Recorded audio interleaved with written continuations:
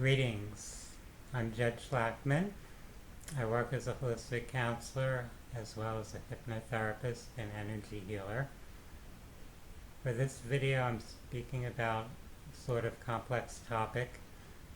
It relates to self-discipline and self-regulation, and also to instant gratification and impulsivity, and how those phenomena interact or interrelate with one another. So to begin with, we can think about children, and it's natural to expect young children to behave impulsively and seek instant gratification, as their brain and nervous system aren't fully developed and they haven't had the years of experience needed to fully develop the ability to regulate and process emotions and build self-discipline, to delay gratification and consider long-term goals and consequences of actions more than just short-term stimulation and immediate gratification. Caretakers, parents, and teachers are responsible for helping children develop those skills by creating environments that foster that process of maturation and being role models of self-regulation and self-discipline. So if the adults are not acting maturely, if they're doing things very impulsively, being unstable in their behavior, they're setting an example for the children that are around them. Modern society is increasingly neglecting that process of supporting healthy intellectual and emotional development. Technology is providing overloads of instant gratification. You can find a substantial percentage of people now with addictions to sexual stimulation, such as looking at pornography, to text scrolling, being on the phone all the time, video games, processed foods, convenience type foods, recreational and prescription psychoactive drugs, and much more. Children are being raised increasingly or influenced increasingly by media and peers rather than parents who are positive role models and emotionally present with their children to build healthy bonds.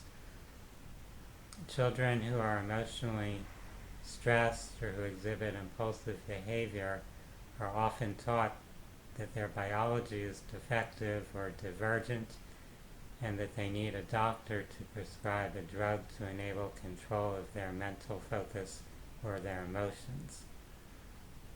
Technology now allows children, and adults of course, to have computer applications do a lot of their work and research for them. Less thought, less persistence, and information organizing and processing skills are exercised if you have artificial intelligence or another person doing your homework or creating content for you. It's interesting how with so many young people struggling to find careers and form emotional bonds, there is simultaneously an escalating decline in fertility among both genders, as though people are gradually losing the capacity to carry out this most basic function of biological life, reproduction. I know that many people will point to the biological environment, to chemicals in our surroundings, in the air, the water, the food, and medications and medical products and so on, as fostering the loss of fertility. However, the physical plane has a relationship with and a resonance with the psychological and spiritual realm, so there are factors on those other levels that are helping manifest or co-create that phenomenon regarding the reduction of fertility. In the classic Aldous Huxley novel Brave New World, the society is one where procreation is done artificially and people are distracted from their servitude, their lack of freedom or fulfillment by a soma drug administration. Technology is used to manage that society to serve a control system, and human emotional bonding is suppressed in that Brave New World society. The novel may now appear prophetic, although its author was personally familiar with the globalist power structure of that era and may have been writing a vision of the future based somewhat upon existing plans and ideologies of an occult power structure, and perhaps connected to non-terrestrial and non-physical beings guiding them toward those agendas.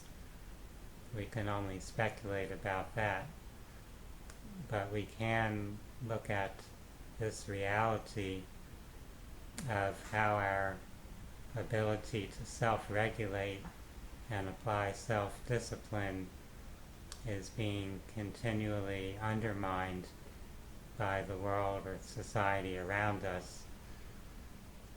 We have so many different distractions, so much overstimulation, things that are pulling our attention in many different directions.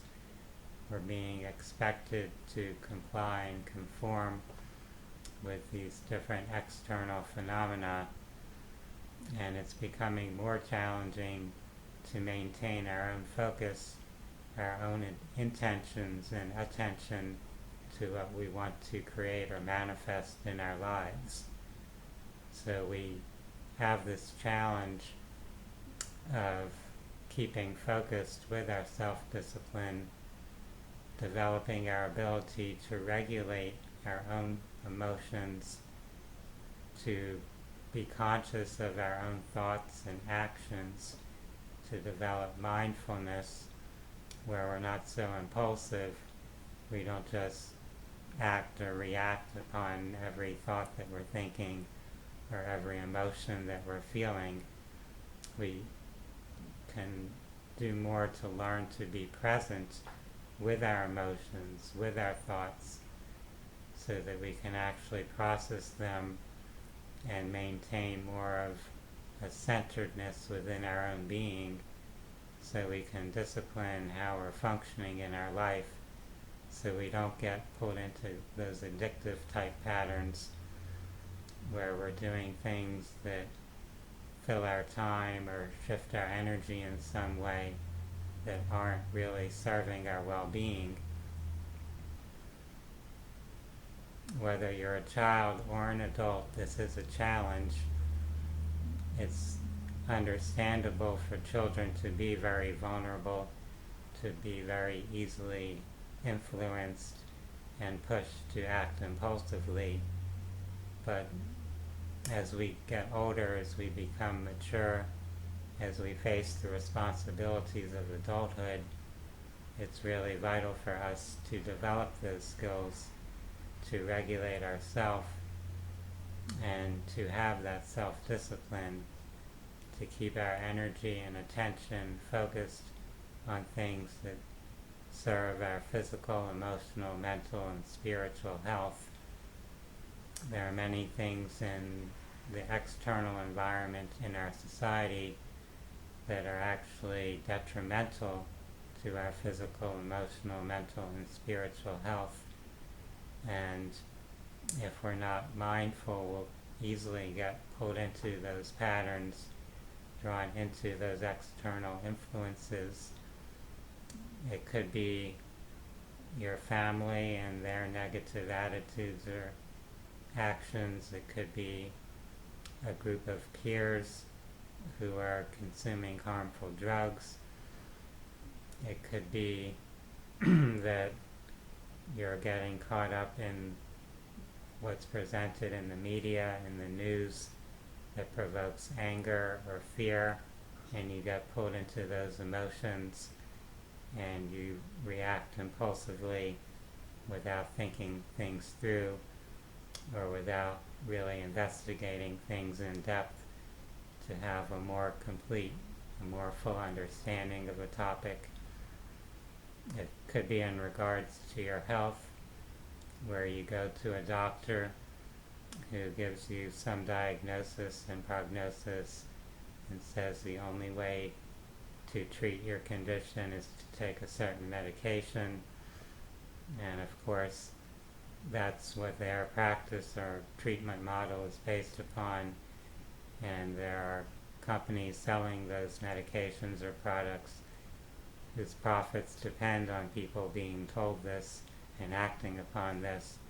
But there might be a completely different way of looking at your health concerns that actually empowers you more to manage and foster your own health and well-being, where you may not need those external interventions.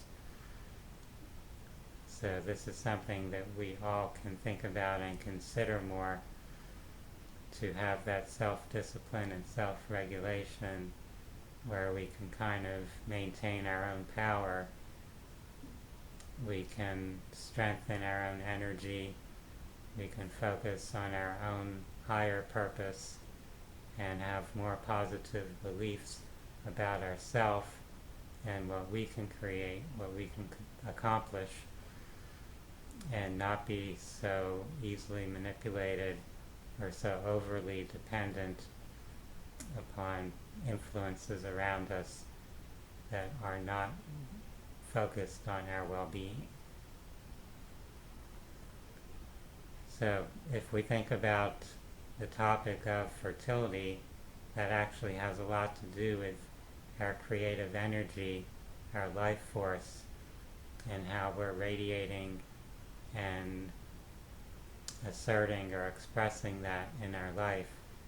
So if your life force is being constricted in some way, if your natural creative impulse is being interfered with in some manner, then biologically that could be reflected or demonstrated by the physical body's difficulty with contributing to the creation of a new life form. So this is something we can reflect upon, and we can actually take action in our life to reclaim our power, our energy, our vitality, our creativity. We can focus on what serves our well-being and be disciplined with ourselves about that. We can follow our own intentions, essentially being a disciple of your own higher consciousness, your own greater purpose. And in order to do that, we do need to be aware of our feelings and emotions, what we're reacting to, how we're perceiving and processing what's happening in our external environment. So we can make a daily practice of that mindfulness. We can choose to be more mature, more responsible, and to not be overly impulsive, to not act just for immediate gratification, for a short-term type of stimulation, or short-term pain relief, or escape from suffering. We can actually be fully present, fully embodied in our life, and make conscious choices about where we focus our energy and attention, what activities we're engaging in, and what actions we're taking. I hope that this short discussion has given you ideas, some things to contemplate, some inspiration to build more self-discipline, to have better self-regulation in your life. for those who are interested in holistic health and personal growth and spirituality, I invite you to visit my website, phinsights.com. That's phinsights.com. For now, I wish everyone a wonderful day. Namaste.